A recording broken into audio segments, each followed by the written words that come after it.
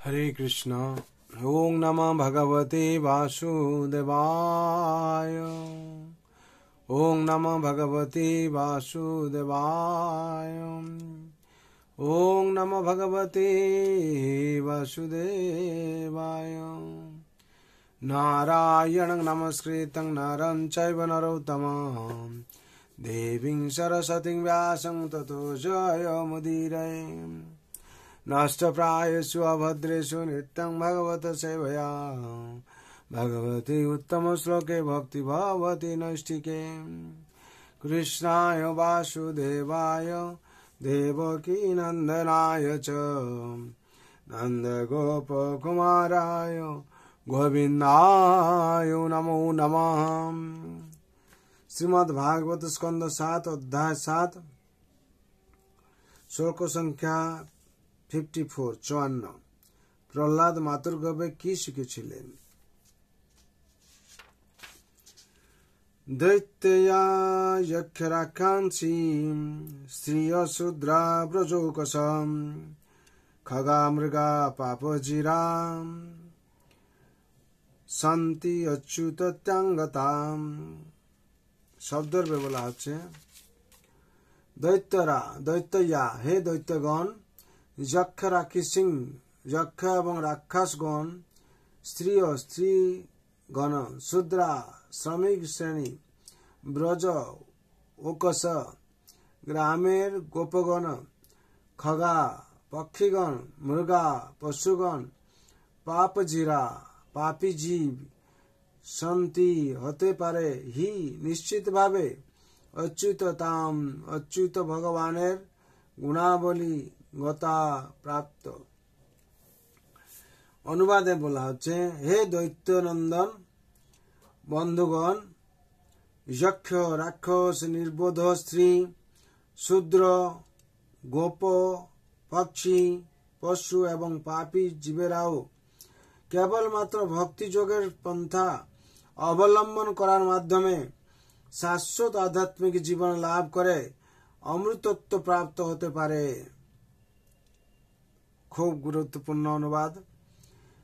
প্রহ্লাদ মহারাজ বলছেন, হে দৈত্য নন্দন বন্ধুগণ, যক্ষ রাক্ষস নির্বোধ স্ত্রী শূদ্র গোপ গোপী গোপ পক্ষী পশু এবং পাপী জীবেরাও কেবলমাত্র ভক্তি যোগের পন্থা অবলম্বন করার মাধ্যমে শাশ্বত আধ্যাত্মিক জীবন লাভ করে অমৃতত্ব প্রাপ্ত হতে পারে।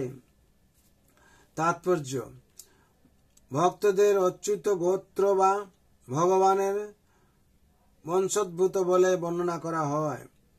ভগবানকে বলা হয় অচ্যুত, যেমন ভগবদ গীতায় বলা হয়েছে, সেনয়োরুভয়োর মধ্যে রথং স্থাপয় মেয়চ্যুত। ভগবান এই জড় জগতে অচ্যুত, কারণ তিনি হচ্ছেন পরম চিন্ময় পুরুষ। তেমনি ভগবানের ভিন্ন অংশ জীবেরাও অচ্যুত হতে পারে। প্রহ্লাদ মহারাজের মাতা যদিও ছিলেন একজন বদ্ধ জীব এবং এক দৈত্যের পত্নী, তবুও তিনি অচ্যুত গোত্রে উন্নীত হয়েছিলেন। এমনকি যক্ষ রাক্ষস স্ত্রী শূদ্র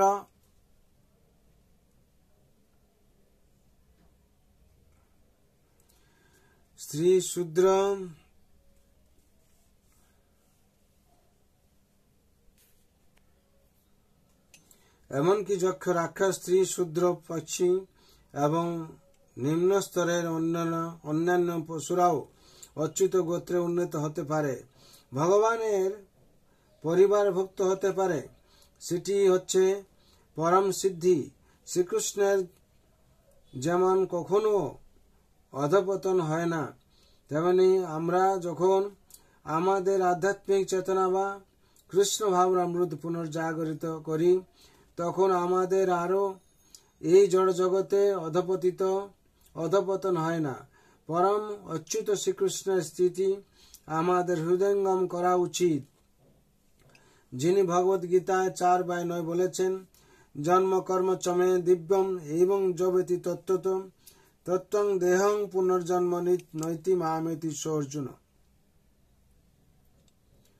হে অর্জুন, যিনি আমার এই প্রকার দিব্য জন্ম এবং কর্ম যথাযথভাবে জানেন, তাকে আর দেহত্যাগ করার পর পুনরায় জন্মগ্রহণ করতে হয় না। তিনি আমার নিত্য ধাম লাভ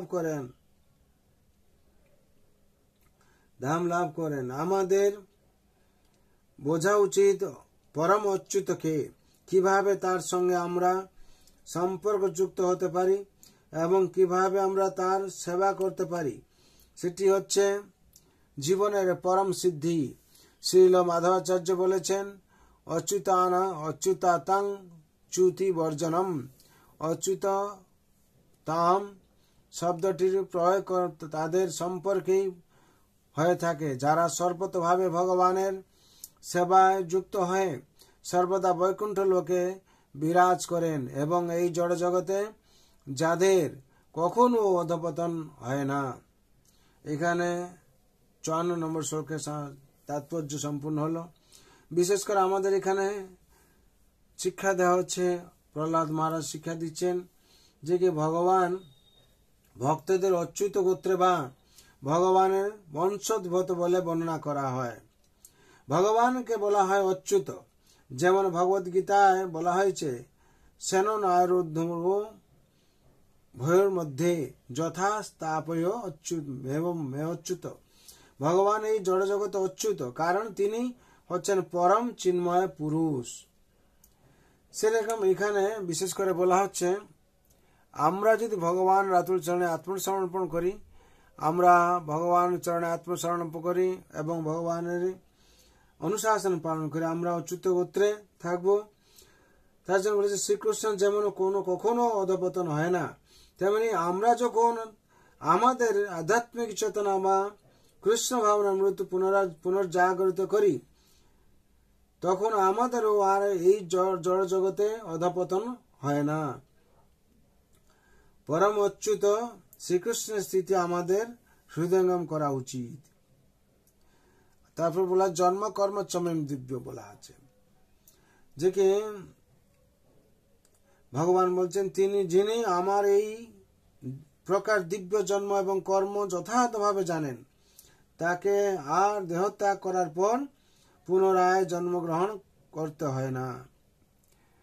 তাহলে আমরা বিশেষ করে যদি ভগবান শ্রীকৃষ্ণের চরণে আত্মসমর্পণ করি, তাহলে ভগবানকে জানার চেষ্টা করি।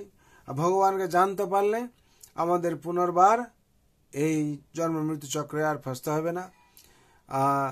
বিশেষ করে ভগবানের কৃপা পেয়ে আমরা এই জন্ম মৃত্যু জরা ব্যাধি চক্র থেকে উদ্ধার পাব।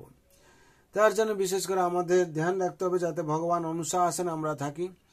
ভগবান অনুশাসন থেকে যখন আমরা বিমুখ হয়ে যায়, তখন আমাদের দুঃখ গ্রাস করবে কিংবা আমরা বদ্ধ অবস্থায় থাকবো। তার জন্য সবসময় আমাদের চিন্তা করতে হবে, ভাবতে হবে এবং মনে রাখতে হবে যাতে ভগবান থেকে আমরা কখনো বিমুখ না হই।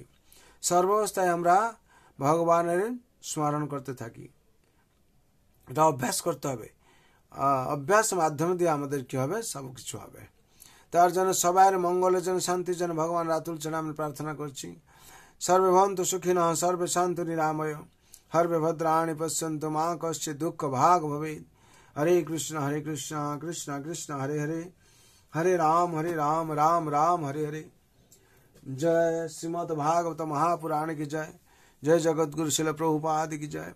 जय श्री गुरु महाराज की जय। अनंत कोटि वैष्णव भक्त वृंद की जय। उपस्थित भक्त वृंद की जय। निताय गौर प्रेमानंदे। हरि हरि बोल, हरि हरि बोल, हरि हरि बोल।